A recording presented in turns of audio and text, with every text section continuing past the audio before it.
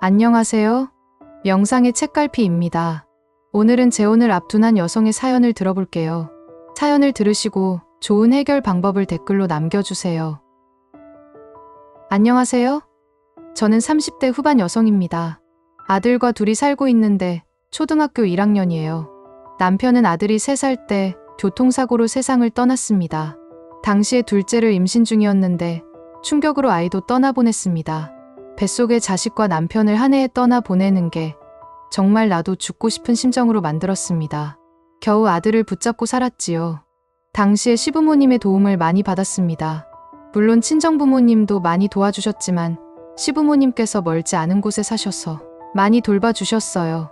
당신들도 자식 잃고 힘드셨을 텐데 유산한 며느리까지 잘못될까봐 무척이나 걱정하셨던 것 같아요. 저도 아들도 생각하고 저 때문에 애타고 있는 양가 부모님 생각에 정신 차리고 열심히 살았습니다.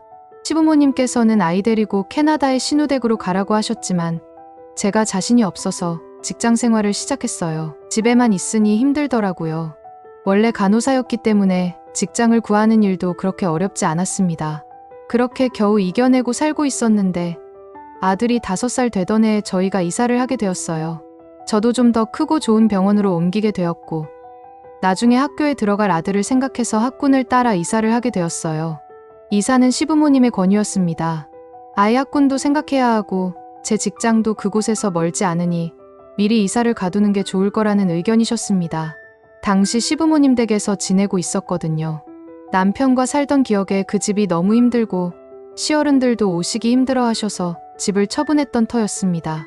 저도 이사하는 게 좋겠다는 생각이 들어서 계산을 해보니 집을 처분했던 돈과 남편 보험금 등을 합하면 얼추 아들과 지낼 만한 작은 아파트 전세금은 나올 거라는 생각이 들었습니다. 그런데 시부모님께서 37평 아파트를 구매해 주셨어요. 시어머니와 저 공동명의로 했습니다. 갖고 있는 돈은 나중을 위해 저축해 두고 편히 살라고 하셨습니다. 그래서 감사히 받았고 일도 열심히 하고 아이도 잘 기르면서 열심히 살았습니다. 틈틈이 시부모님과 친정부모님이 번갈아 와 주셔서 직장 생활도 편하게 했네요. 그렇게 지내다가 제가 연애를 하게 되었어요. 같은 병원에 근무하는 이혼남 물리치료사입니다. 그 사람은 경제적인 문제로 와이프와 헤어졌다고 하네요. 주식비 때문에 와이프가 이혼을 요구했고 그래서 집을 처분해서 와이프와 나누고 빚을 갚았다고 합니다. 그동안 월세를 전전하다가 저와 만나기 시작했을 때 전세로 옮겼다고 하더군요. 전세로 옮기면서 딸도 데리고 와서 함께 지낸다고 했었어요. 서로 솔직하게 상황 오픈하고 만났습니다. 사람이 나쁘지 않고 딸아이는 초등학교 4학년입니다. 사춘기가 온 건지 저한테 그렇게 다정하지는 않지만 잘 지내고 있어요. 넷이 함께 캠프도 가고 식사도 자주 합니다. 그 사람은 아이에게 좋은 아빠 역할을 해주어서 우리 아들도 좋아하고 저도 행복하더라고요. 남자아이에겐 아빠가 필요하잖아요. 그리고 그 사람도 그러더군요. 여자아이라서 좀 힘든데 제가 있어서 도움을 많이 받는다고요. 사실 둘 다 한번 갔다 온 사람들이라 자식들 생각하지 않을 수 없는데 자식들도 호의적이고 나름 괜찮았습니다. 둘 다 맞벌이 하기에 직업도 나쁘지 않다고 생각했고요. 그렇게 둘이 2년 정도 만나고 친정부모님께 말씀드리니 좀 조심스러워 하셨는데 그 사람 만나보고 나쁘지 않다고 하셨어요. 단지 빚이 많았다는 것에 꺼림칙해 하셨지만 다 해결했고 다시는 그런 일 없을 거라고 확답도 받으셨고요. 그런데 문제는 시부모님입니다. 재혼은 반대하지는 않겠지만 이사할 때 산 집에서 나가라고 하십니다. 그 사람이랑 딸이 집에 들어와서 같이 살기로 했는데 그건 안 된다고 하십니다. 남자 잘 알아보라고 하시네요. 물론 여자 집에 들어와서 살 수도 있는 거지만 그 여자가 살고 있는 집이 어떻게 마련된 건지를 아는 남자라면 절대 들어와서 살지 않을 거라면서요.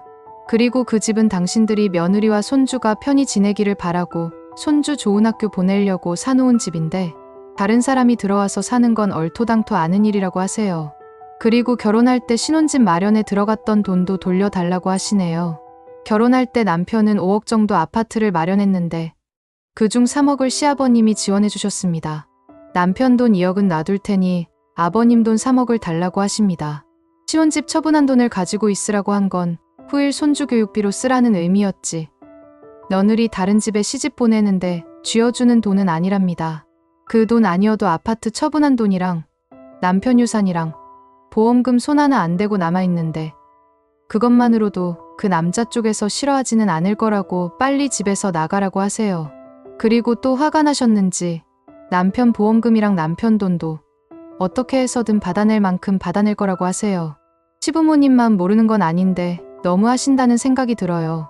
그 돈 없어도 문제 없는 분들이시고 저는 당신들 손주 키우면서 살 사람입니다. 제가 재혼을 해도 손주는 변함없는 거잖아요. 그리고 손주가 살아갈 집이고요. 이런 식으로 복수하시는 건 아니라는 생각이 들어요. 며칠 고민하다가 그 사람에게 다른 집 알아보자고 하니 덤덤히 알았다고는 하는데 속은 잘 모르겠습니다. 문제는 딸아이예요. 다른 집으로 알아본다고 했더니 더 좋은 아파트 가는 거냐며 엄청 들떠합니다. 이러지도 못하고 저러지도 못하고 정말 죽겠네요. 제 친구들은 이제 와서 재혼을 없던 일로 한다고 해도 시부모님들 예전 같지 않을 거라며 저보고 바보라네요. 어떻게 하면 좋을까요? 네, 오늘은 재혼을 앞둔 한 여성의 이야기를 들어봤는데요. 재혼이 좀 성급했다는 생각이 드는데 여러분 생각은 어떠세요? 지금까지 백세의 책갈피 실제 사연이었습니다. 감사합니다.